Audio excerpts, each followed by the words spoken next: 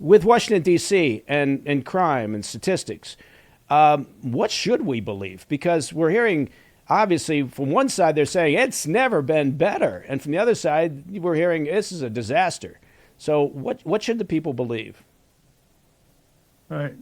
If we're going to start at this high of an altitude, looking at the thing, I think it's just important for people to understand there are different measures that we have of crime. What people normally talk about are crimes reported to police. One of the big problems with that is that we've known for many decades that most crimes aren't reported to police. So only about 40% of violent crimes are reported to police, and only about 30% of property crimes are reported to police. And we also know that that varies in part based on whether people think that the criminals are going to be caught and punished. When you have places with really high crime rates and low arrest rates, people aren't going to feel, the benefit very much for taking the time to go and report crimes to the police. And DC, I think, probably is very emblematic of having that type of problem that's there. The other thing is, as I'm sure you and others know, that you face a problem where many police officers and the police union have complained for a number of years now that manipulations are occurring with the crime data. You have situations where somebody may even be shot in the case of some type of crime, but the police are ordered to go and report it as person taken to hospital for treatment, which isn't even a crime type of thing. You have other ones, officers who say, they will investigate an assault, a weapon's present, and they're told not to include the weapon in it and reduce it from a felony assault to a misdemeanor. And the problem is that many of these reclassifications result in instances which aren't recorded by DC and don't get included in the FBI data. Now, the Department of Justice is going to be doing an investigation into this. DC claims, oh, well, this is just isolated for one police district. The police union has said that that's preposterous.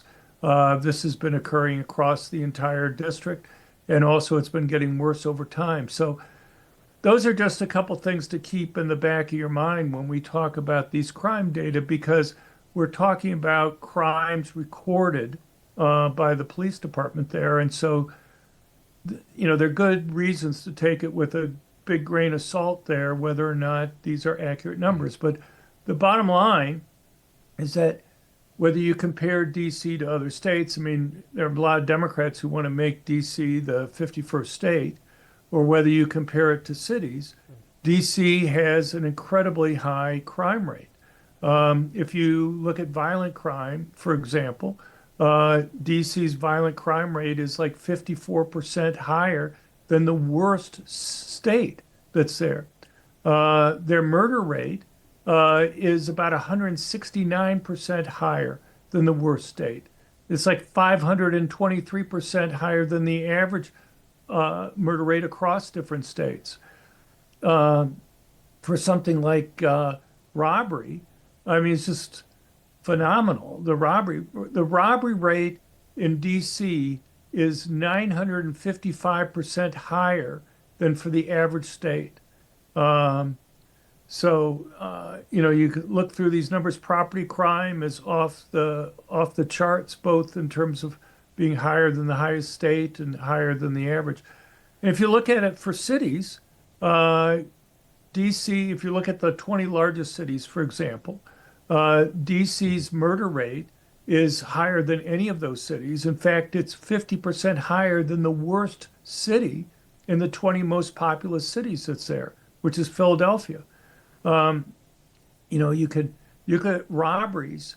Not only is DC kind of by far the highest of any of the 20 largest or 25 or 30 largest, even if you look at all cities in the United States over 10,000 in population, there's like 796 such cities in the United States.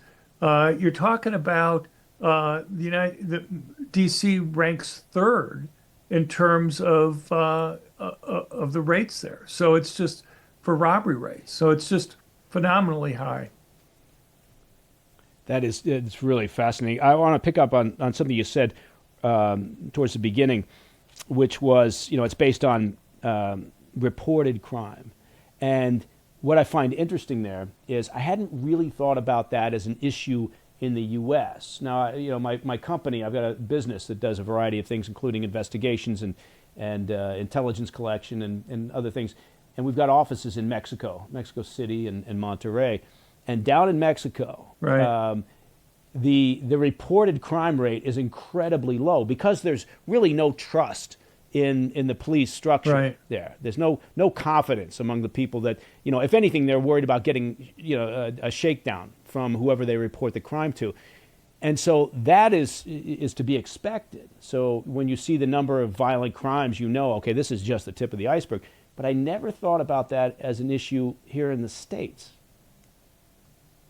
Yeah, academics have done a lot of work on this over the years. You find it changing over time, and it's gotten worse over the last 4 or 5 years.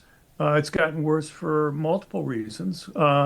One is the arrest rates have gone down recently. In 2022, for example, if you look at the arrest rates for cities over 1 million, for violent crime, for reported violent crime, it was 20%. For total violent crime, only 8% resulted in arrests. For total property crime, Wait, in cities over let me. I don't want to interrupt you there, John. But of course, I just did. Sure. Is that so? So that's for 2022. Is it the most recent statistics are saying that Well, the arrest 2023, rate it's gone for up violent, a little bit, but right, it's gone Okay, up a little okay. bit. It's up to like 30% now, but it's still low. I'm just trying to give you an example of how low it's gotten Yeah, in some recent years. yeah. And and that, whether people report crimes, as I say, depends on part whether people think. I mean, as you're giving examples in Mexico, and I've recently been to places like Argentina and Brazil to give talks, and it's just. I'll give you an example. So the robbery rate in the United States is about 60 per 100,000 people. In Argentina, it's like 1,050 per 1,000 people. You're talking about God. something in the low single digits that result in arrest there. People have to really wonder, is it really worth my time going and reporting it? Hey, thanks for tuning in. If you enjoyed this video, don't forget to hit that like button and leave a comment, a really positive, nice, and kind comment. That would be appreciated. And if you're not already subscribed to our channel, make sure to subscribe and turn on notifications so you don't miss any of our daily updates.